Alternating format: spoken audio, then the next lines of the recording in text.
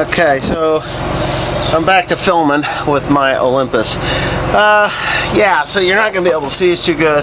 Alright, so the transmission, when I put the new transmission in, or the remanufactured transmission in, it had a new transmission filter put in, but I did not bother to change the filter for the hydraulics.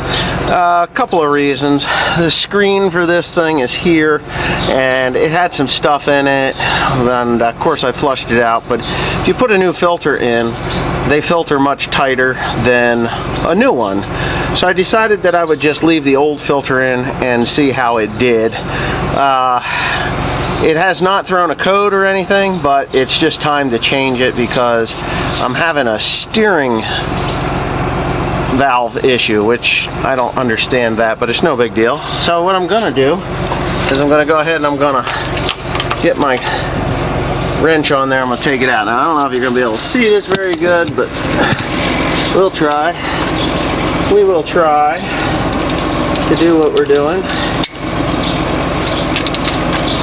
And hopefully y'all can see what I'm doing. That was easy, better than I thought it was gonna be.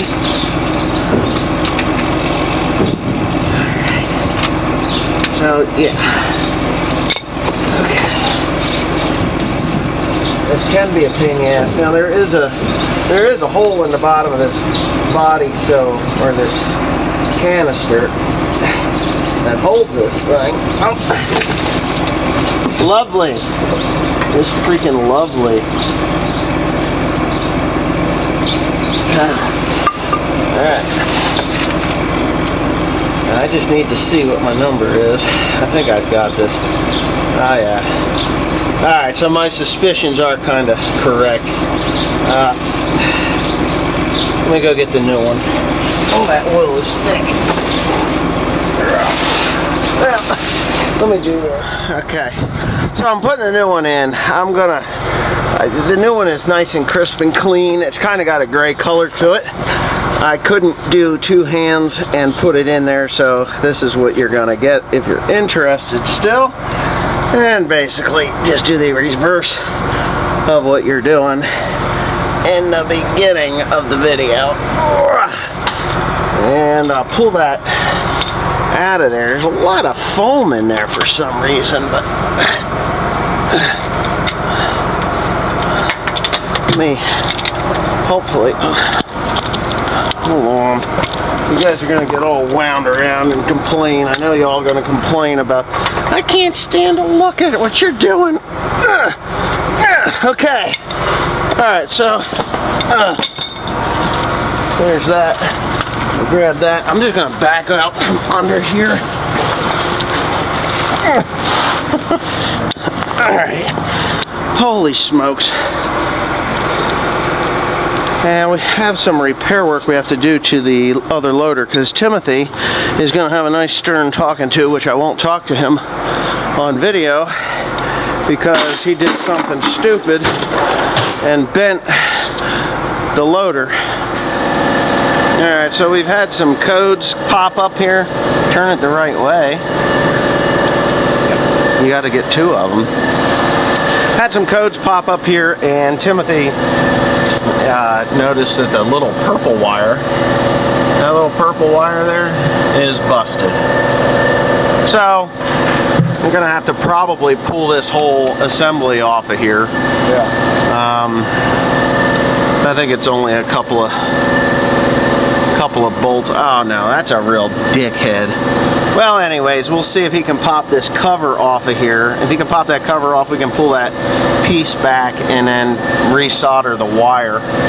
We got some real small. I got some real soldering wire. Yeah, we'll solder it back together and then coat it up and then put it back together. It's annoying. You start the tractor up and it's like, oh, your steering is fucked up. And then it tells there's a valve in there that thing goes to, and it doesn't steer very good. So we kind of have to deal with that. The other thing we're probably going to do today is pop these tires off and transfer them from one side to the other, because as you know, loader tractors, they do have a lot of wear on, and this tractor gets a lot of road use, so these tires are kind of not the greatest. But I will replace them with Trelleborgs when they are completely worn out, but this has to be turned.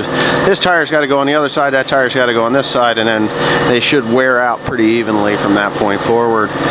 But did you get it? What do you need? Alright, so I'll probably stop filming here. Maybe I'll go get my tripod. Tim, we know that crack kills, so he's got it covered. No, I'm going to get a tattoo there and say it's crack kills. You know what? I probably would support that. Not much for a tattoo. Okay, so just careful. It's right there, I think. Should be easy fix. Let me get in there close, because Tim loves it when I'm over his shoulder. So just pull that thing off there, spread its cheeks. Stop. And then where's the other half of that purple wire? It's right there, isn't it? Well, yeah, but there's a bunch of wires in there, so it has to come out. You think the whole sensor's got to come out? Yeah, you see all the little bits of wire? Oh, what? See all the little bits of wire? No. Well, they're all wrapped inside. Well, let me see. Watch out. Might have to buy the whole new sensor, no? I don't want to buy it, because I bet that thing's expensive. Okay, so take two. I don't generally do this twice, but you see that purple wire right there? That is broken off, and up inside the loom broke, and where that loom broke, it caused an amount of stress to the wires themselves and caused them to break. So we're gonna cut that. We're gonna take this off. We're gonna take the fender off. So let me get my hands on that real quick. Hold on. You got it? I'll hold it. Need the swivel to get to the other one. That swivel's busted.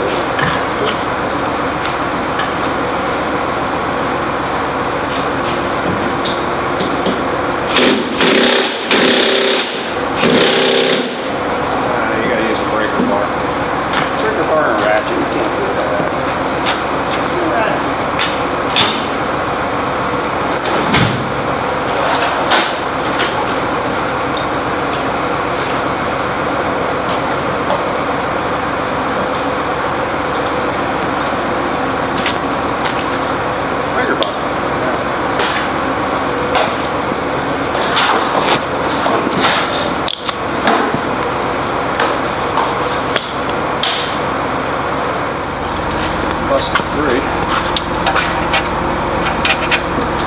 At least turn it the right direction. I keep doing that.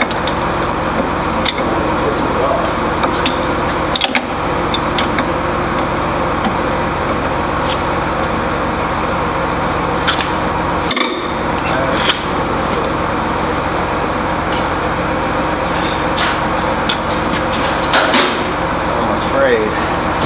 That just looks like shit. No, that's combo.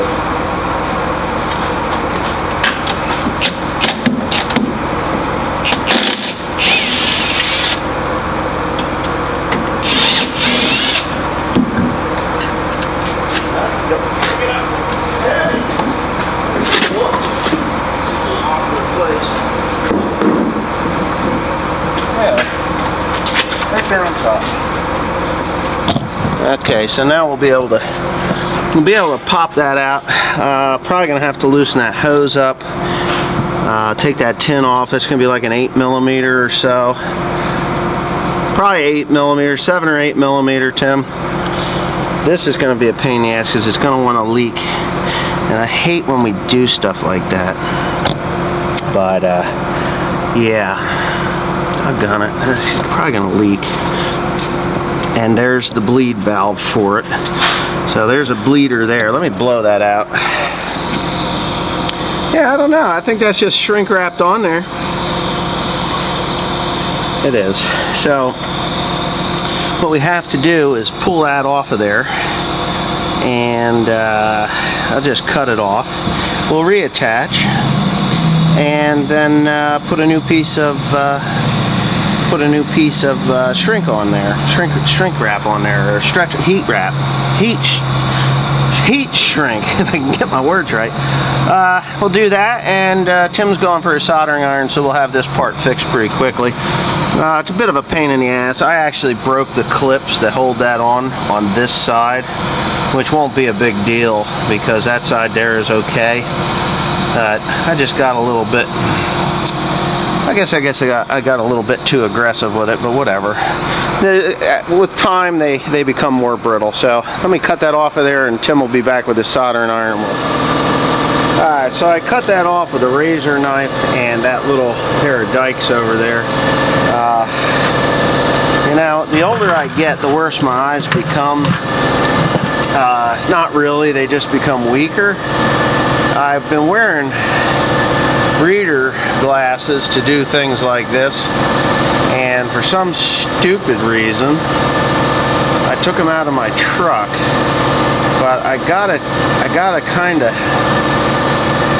figure out. I see that there's a little break there, so what I'm gonna do, other than that little purple wire, which no big deal, we'll put that back together again. I think what we're just gonna do is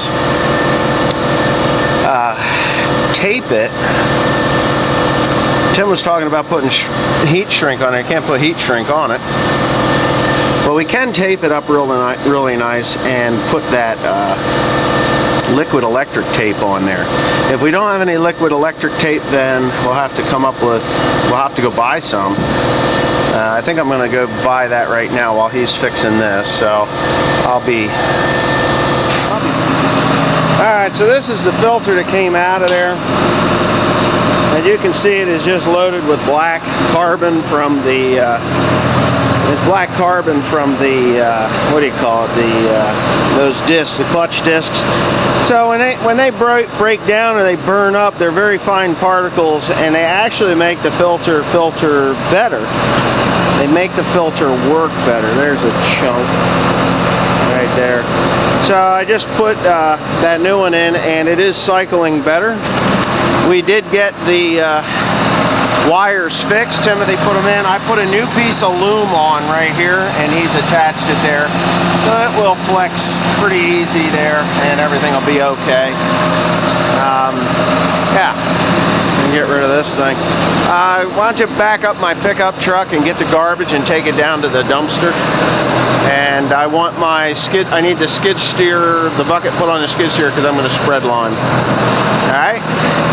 So I'm going to take it out for a test drive. We do have an issue with the turbocharger actuator calibration.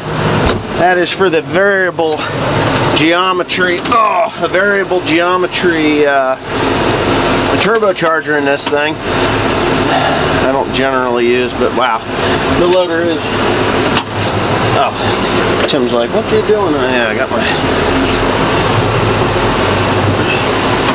You put the cap on, right? Good. All right, so I'm just going to take it for a quick drive up and down the road.